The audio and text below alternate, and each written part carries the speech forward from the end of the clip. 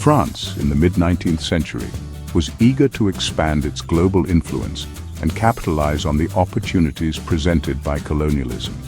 Southeast Asia, with its rich resources and potential markets, became a prime target for French ambitions. Early French missionaries and traders had already established a presence in the region, paving the way for more assertive interventions.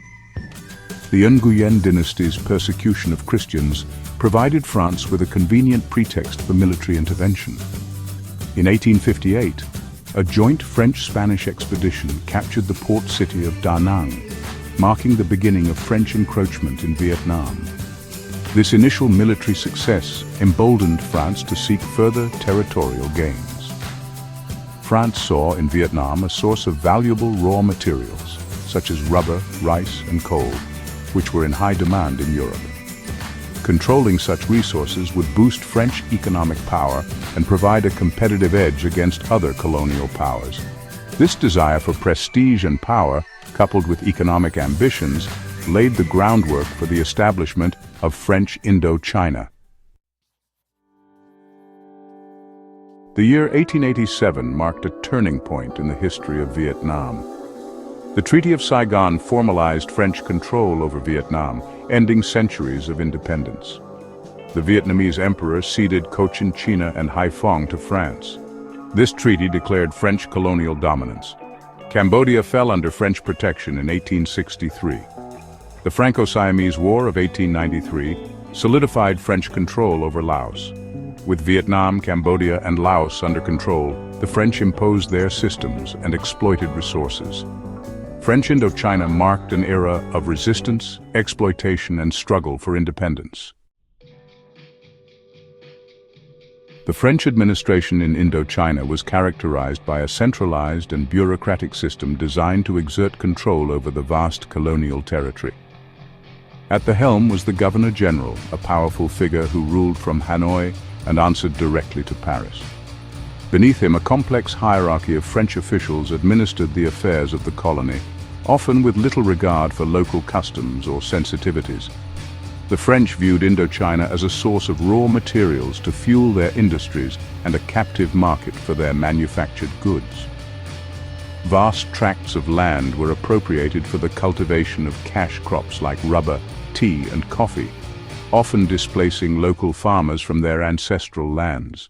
GAP 3S, a veneer of progress, infrastructure, education, and healthcare. French colonial rule in Indochina was not without its transformative aspects, particularly in the realms of infrastructure, education, and healthcare. The French invested heavily in infrastructure development, primarily to facilitate economic exploitation and consolidate their control. Roads and railways were built, connecting remote areas to urban centers and ports, allowing for the efficient transportation of resources and troops. In the realm of education, the French established a system of French-language schools, primarily in urban areas.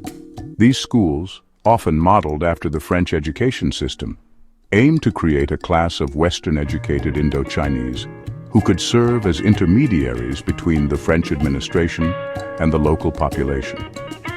Healthcare also saw some improvements under French rule, with the establishment of hospitals and clinics, particularly in urban centers. Crushing dissent, resistance and uprisings in French Indochina. The imposition of French colonial rule in Indochina did not go unchallenged. From the outset, the Vietnamese, Cambodian, and Lao people resisted French domination in various forms, ranging from peaceful protests to armed uprisings. Early resistance movements often drew inspiration from traditional power structures, with local leaders and mandarins organizing rebellions against French authority. These uprisings, while often suppressed brutally, demonstrated the deep-seated resentment against foreign rule.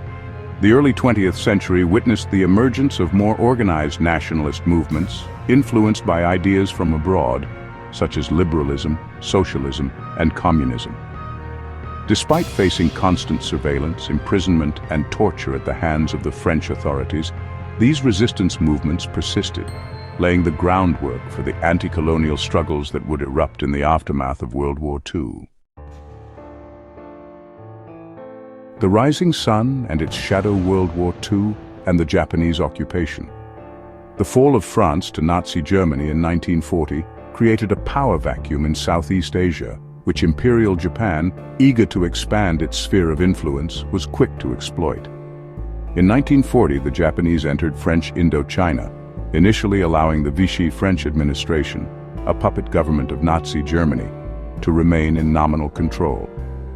However, this facade of French authority crumbled in 1945 when the Japanese, facing imminent defeat in the Pacific War, launched a coup, interning French officials and taking direct control of Indochina. When Japan surrendered to the Allied forces in August 1945, it left behind a power vacuum that Vietnamese nationalists led by Ho Chi Minh were quick to fill, declaring Vietnamese independence on September 2, 1945.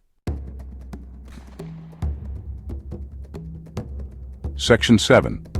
A War for Independence, the First Indochina War and the Legacy of Colonialism. The declaration of Vietnamese independence in 1945 did not end French involvement in Indochina. French forces returned, backed by British and American support, leading to the First Indochina War, a brutal conflict lasting nearly a decade. The war pitted the well-equipped French army against the determined Viet Minh, who used guerrilla tactics effectively. The Battle of Dien Bien Phu in 1954 was a turning point, with the Viet Minh's victory shattering French morale. The Geneva Accords of 1954 ended the First Indochina War, marking the end of French colonial rule in Southeast Asia. Vietnam was divided along the 17th parallel, with Ho Chi Minh's forces in the north and a US-supported regime in the south.